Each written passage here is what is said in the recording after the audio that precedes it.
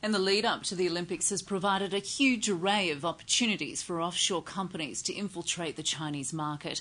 Australasian engineering firm Arup has been involved in the construction of major venues, including the Water Cube and the Bird's Nest Olympic Stadium.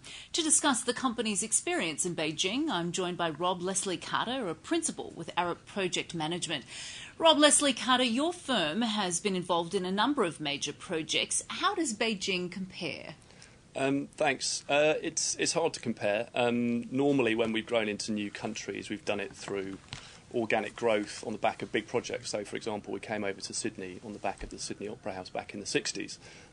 Beijing and the rest of mainland China has essentially been closed to Western countries before 2000. So whilst we've had an office in Hong Kong for 30 years, mainland China is a very new market, and obviously it's a very dynamic one. It's got the world's biggest population, and it also has big pressures from urbanisation. It's got 10 million people moving from rural areas into cities. So there's very big pressures on places like Beijing and big environmental responsibilities on how they deal with them.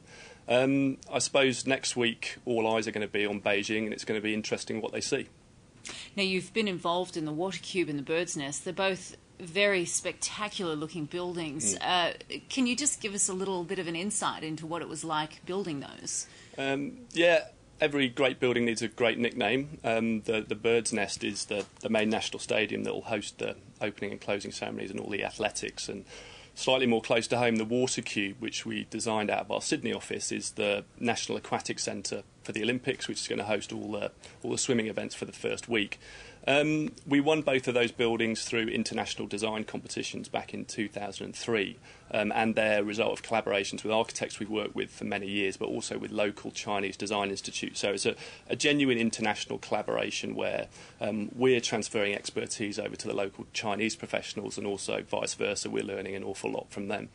The Water Cube, from an engineering perspective, I'll some engineering speak, is a great experience that's attracting a lot of interest because it's a very sort of pure result of lots of good engineering principles coming together. It heats itself through natural daylight. It's very structurally efficient. It's also very environmentally sustainable. So it's been a great journey. The Bird's Nest is so cool because of this fantastic exposed structural frame, which makes it look like a bird's nest from the outside, although its original inspiration is with Chinese basket weaving. So it really appeals to the Chinese people's sense of design and culture. Now, you mentioned before that China had been closed to the West. Have you found in the building of these projects that Chinese officials have been really willing to work with you? Yeah, absolutely. I mean, the amazing thing in one way is that China invited foreign companies to come and be involved in the Olympics in the first place, because that certainly wasn't what happened with Sydney and other recent host cities. I think their idea was that the challenges were so big that they needed solutions from home and abroad. And certainly any Western firm that goes into China needs to collaborate with local design institutes. So it is a very, very two-way street, and they've been very open to the idea because they can see the benefits of outside perspectives. There's also really this feeling that Beijing wants to stand out in design and innovation as it takes the world stage during the Olympic Games. Now, was this really prominent in the pitching process as well? Yeah, I think so. I mean, Beijing is trying to present a modern face of a new Beijing, and by extension a modern China and a new China. The Bird's Nest and the Water Cube, I don't think you can say they're icons for the sake of being icons. I mean, Beijing had to build, and that's not just Olympic venues, it's transportation and it's the infrastructure that goes alongside it. But, you know, these are representations of the new Beijing and the new China. What's interesting about them in terms of icons is they're very much a departure from the traditional monumental communist imperial architecture that you see in Tiananmen Square and with the Forbidden City and Mao's mausoleum at the centre of Tiananmen Square, in that they're far more delicate, and they show a transition into an idea of limited resources and building more delicately and subtly and being a bit more harmonious, I suppose, with the environment and sustainable.